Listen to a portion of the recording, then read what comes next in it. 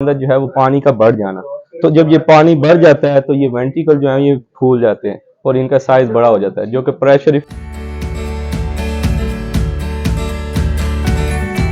Brain होता है। जैसे कि आप इस तस्वीर में भी देख सकते हैं कि वेंट्रिकल्स होते हैं जिनके अंदर पानी होता है।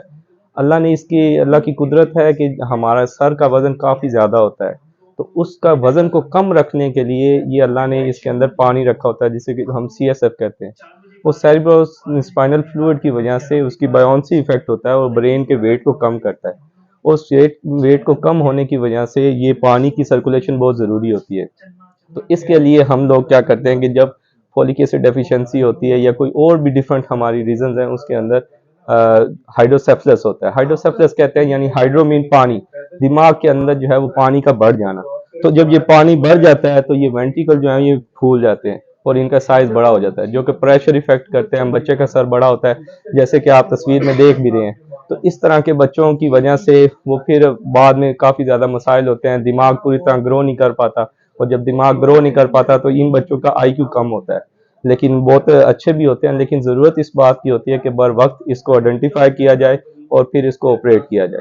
तो उस ऑपरेशन के अंदर हम क्या करते हैं कि हम इस वेंट्रिकल के अंदर डिफरेंट तरीके से यहाँ से हम एक पाइप डालते हैं, उसको हम वेंट्रिकुलो पेरिटोनियल शंट कहते हैं, यानी VP शंट। वो पाइप जो है दिमाग से पानी को लेके पेट के अंदर वो उसको ड्रेन करता है। तो इस तरह से वो एक सिलसिला चलता रहता है और साथ साथ वो प्रेशर कम होता रहता है।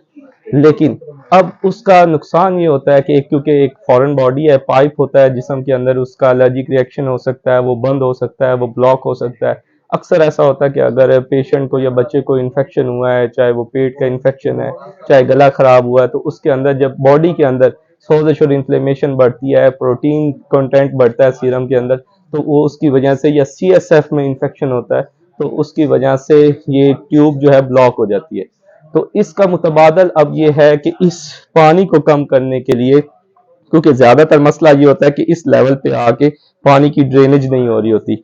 ऊपर ठीक होता है, ये वो रास्ता है जहाँ से CSF ने अपने नीचे रास्ते पे जाना होता है, और ये पूरे हराम मगज के गिर्द भी अपनी सर्कुलेशन को मेंटेन रखता है। लेकिन जो ये नैरो पार्ट होता है, इसको ओवर यहाँ पे बाईपास करने के लिए या तो शन डाला जाता है। अब ये टेक्निक है कि आप यहीं से एक कैमरा डालते हैं और कैमरा उसी तरह से जाके आप इस पॉइंट पे आके पंक्चर कर देते हैं और इनको आपस में कम्युनिकेट करवा देते हैं। वो जो इतना लंबा हम बाईपास कर रहे थे, यानी दिमाग से पेट तक कर रहे थे, अब उसको सिंपल है कि आपने थर्ड वेंट्रिकल के अंदर ही एक सुराख बनाया जो कि ब्रेन के अंदर ही ड्रेन हो जाता है।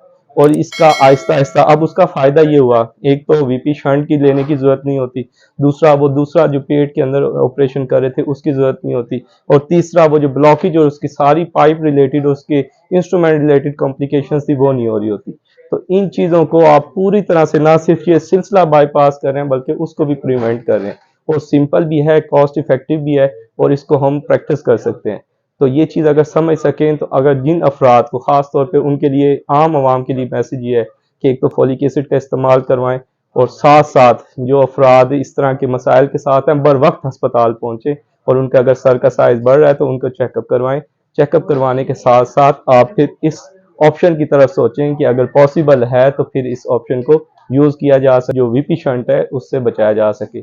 तो इंशाल्लाह ज़रूर इससे किसी न किसी को ज़रूर फ़ायदा होगा। बात करते हैं आज जो हमारे साथ पेशेंट हैं, इनके आज ETV होने जा रही है, और बड़ा ही खूबसूरत क्यूट सा बच्चा है और बड़ा कॉन्फिडेंट।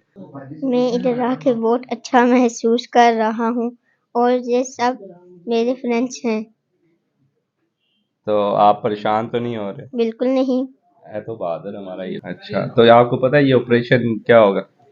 जी, ये क्या इधर से थोड़ा सा कट लगाएंगे कैमरे के जरिए, इधर से वो पानी सुखाएंगे और वहाँ जो बंद है वो खोलेंगे। बात है, आपको तो सारा पता है। तो आप तो सो जाओगे, पता है ना? ऐसे करके हम यूं सुलाएंगे और उठोगे तो ऑपरेशन हो चुका होगा, आपको तो पता ही नहीं चलना।